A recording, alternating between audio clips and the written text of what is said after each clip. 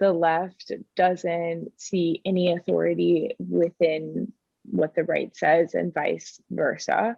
So in my previous work setting, I worked more out in the country, and I was coming in as like an urban peacock, as I like to say.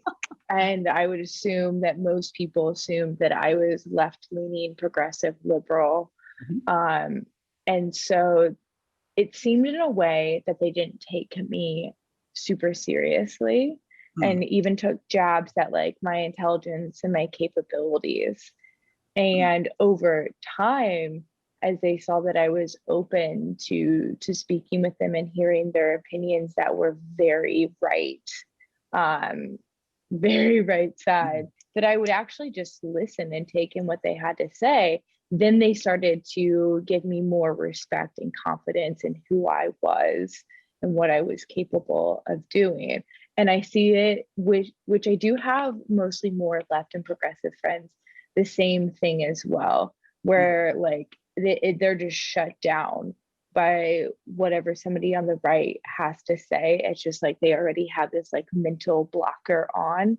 And I have felt scared in my own right to kind of voice where I'm at with things, because going into this past election, I was really seriously considering who I was going to vote for.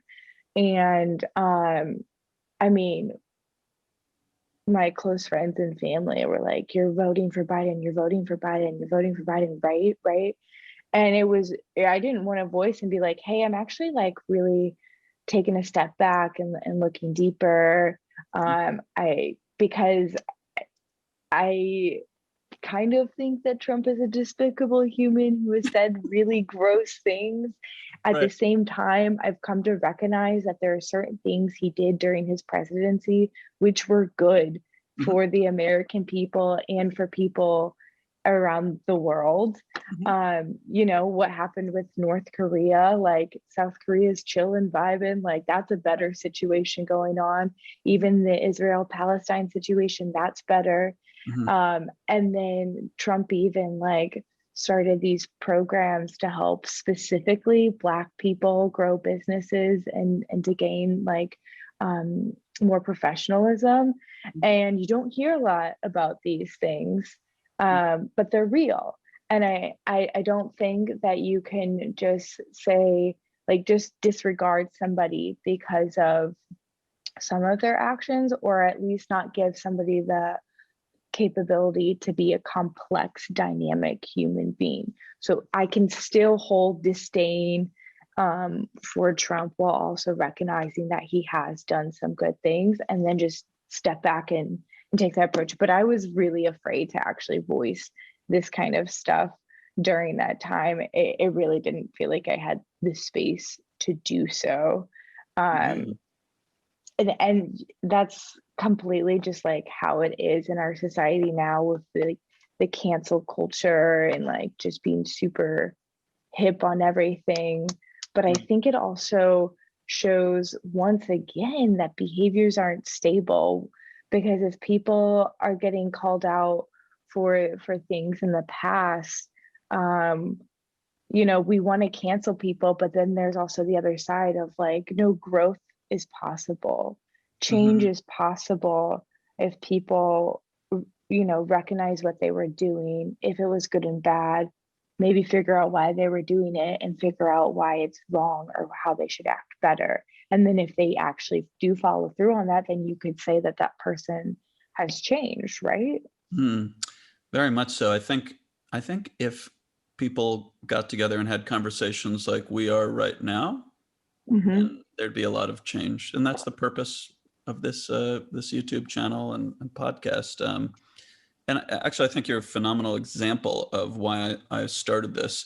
What you said about being able to see both sides of the election would get you kicked out of Berkeley. You're not allowed to live in Berkeley because of what you just said. And I am, I'm upset that that is the case, because there's nothing unreasonable whatsoever. And I wouldn't even be upset no matter what you said, honestly, because because I'm talking to you one-on-one. I think that's the power of the individual one-on-one conversation, as opposed to immediately identifying as part of a group and sort of fighting the enemy of some other group that is really a collection of individuals who all feel nuanced, complex ways.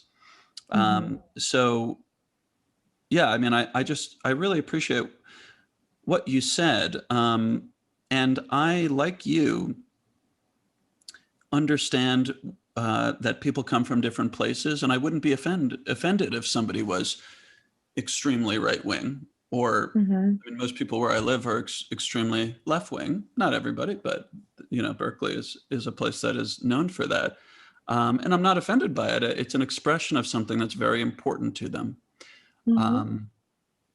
And where I grew up, I still have friends and family members that are totally racist, and they just have strong beliefs. And what I hear when I hear them making really strong comments, or I feel like I'm like not in the 21st century, I hear an expression of fear and of wanting safety so badly, wanting an alignment of a worldview where they know what's up, they know what's going on, and they can have a leg up on someone else, and it makes them feel better.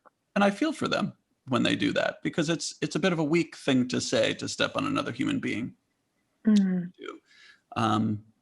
And your example of the folks that you worked with that had extremely strong right-wing views, they couldn't take you seriously because they're probably afraid that you would confuse their minds by throwing them off with your apparent left-wing young person ideology.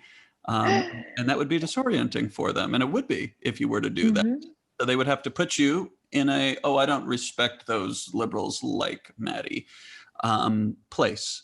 But when you showed that you could listen, they felt safe again, and then they could really be closer to who they are, and that's where the space for learning opens up. So I love that example.